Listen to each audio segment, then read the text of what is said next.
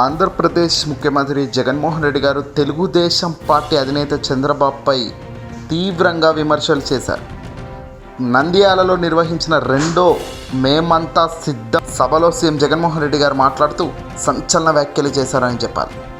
నంద్యాలలో జరిగిన మేమంతా సిద్ధం సభకు వచ్చిన జగన్ జన సముద్రం ఇక్కడ కనిపిస్తుంది అని అంటూ మొదలుపెట్టారు. మీ బిడ్డ జగన్ ఒంటరివాడు, సంక్షేమ రాజ్యాన్ని కులగొట్టేందుకు అన్ని పార్టీలు కూటమి కట్టాయంటూ కూడా జగన్ వ్యాఖ్యానించారు.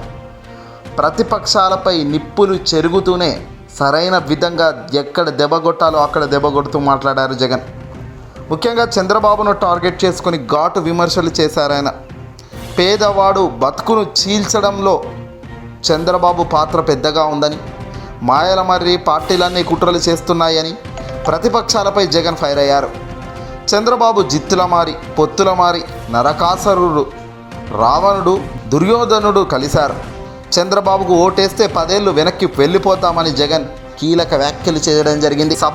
సభకు చాలా డిఫరెంట్ యాంగిల్లో తన స్పీచ్ను కొనసాగిస్తూ ఆకర్షణీయంగా ముందుకు కొనసాగుతున్నారు జగన్. గతంలో చంద్రబాబు అబద్ధాలు, మోసాలను వెలుగులోకి పెడుతున్నాడు. ఓటు వేయని వారిని కూడా అడుగుతున్నా, మీకు మీ కుటుంబానికి ఎవరి పాలన మంచి జరిగిందో ఆలోచన చేయమని కోరుతున్నా. ఓటు వేసే ముందు ఆలోచన చేయండి అని. చంద్రబాబు కూటమిని ఓడించేందుకు మీరంతా సిద్ధమా? నారావారి పాలన రాకుండా చేసేందుకు మీరంతా సిద్ధమా అంటూ ప్రజలను జగన్ కోరడం జరిగింది. రైతులు, వృద్ధులు, సామాజిక వర్గాల వారిగా ఆలోచన చేయండి. అందులో కూడా ఆలోచన చేయండి. ఇంటికి వెళ్ళి మీ ఇల్లాలు, మీ పిల్లలు, మీ అవ్వ తాతలతో ఆలోచన చేయండి. ఎవరి వల్ల, ఎవరి పాలనలో మీ కుటుంబానికి మంచి జరిగింది, మంచి చేసే మనసు ఏ పాలకుడికి ఉంది అనేది ఆలోచన చేయండి అంటున్నాడు జగన్. ఇక్కడ పర్ఫెక్ట్గా తాను చేసిన మంచిని ప్రజల్లోకి తీసుకెళ్లే ప్రయత్నంలో భాగంగానే తన వ్యాఖ్యలు ప్రతినిత్యం ఉన్నాయనడంలో ఎలాంటి సందేహమే లేదు. ఆలోచన చేసి సరైన నిర్ణయం తీసుకోండి అంటూ జగన్ ప్రజలను కోరడం జరుగుతుంది. పర్ఫెక్ట్ క్యాంపెయిన్ అనే దానికి నిర్వచనంగా జగన్ చేస్తున్న ఫ్యాన్ గుర్తుకు ఖచ్చితంగా ఓట్లయితే బ్రహ్మరథంగా పడే అవకాశాలు కనబడుతున్నాయి.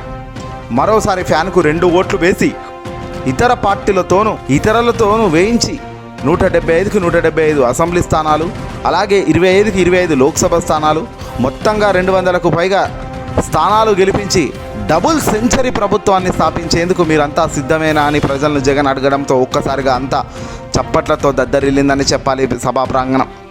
నాడు నేడుతో ప్రభుత్వ పాఠశాలలు మార్చడమైతేనేమి, ప్రభుత్వ ఆసుపత్రుల రూపురేఖలు మార్చడమైతేమి, ప్రభుత్వ పాఠశాలలో ఇంగ్లీష్ మీడియం చదువులు అందుబాటులోకి తీసుకురావడమైతేనేమి, అమ్మఒడి, విద్యా దీవెన, వసతి దీవెన, 0 వడ్డీ, ఈబీసీ నేస్తం, జగనన్న చేదోడు, కాపు నేస్తం, జగనన్న తోడు, నేతన్న హస్తం, ఆసరా, మత్స్యకార చేయూత, ఇలా మునుపెన్నడూ లేనంత సంక్షేమాన్ని ప్రజలకు అందించిన విధానానికి ప్రజానీకం నుంచి కూడా మంచి రెస్పాన్స్ వస్తుంది. ఇక్కడ ఆసక్తికరమైన నినాదం ఏంటంటే డబుల్ సెంచరీ ప్రభుత్వం అంటూ 200కు పైగా 200 క్లీన్ స్వీప్గా జగన్ అడుగుతున్న ప్రతిదీ ఇప్పుడు ప్రజలు కూడా ఇచ్చేదట్టే జైకొడుతున్నారు. ప్రతి ఎన్నికలకు, ప్రతి మీటింగ్కు జగన్ తన స్పీచ్లో పూర్తి భిన్నంగా ప్రతిపక్ష గుండెల్లో దడపుట్టేచేలా తనదైన మాటల తూటాలైతే ఉండడం విశేషం. ఏదైనా ప్రజలైతే ఒక 2-3 గ్రహిస్తున్నారు. అందులో చంద్రబాబు చెయ్యంది జగన్ చేయడం, చంద్రబాబు లేనిది, మాట మీద లేనిది జగన్ మాటపై నిలబడడం, చంద్రబాబులో లేని విశ్వసనీయత జగన్లో అపారంగా కనిపించడం, చంద్రబాబులో లేని ధైర్యం, కాన్ఫిడెన్స్ జగన్లో నిండుగా ఉండడం వెరసి ఇవన్నీ కూడా మంచి పాజిటివ్ ఓట్ బ్యాంకును తెచ్చుకునేందుకు మరోసారి రంగం అయితే సిద్ధమైందని చెప్పాలి. ఎన్నికలు అనేది కేవలం 5 ఏళ్లకు ఒకసారి వస్తుంటాయి, పోతుంటాయి.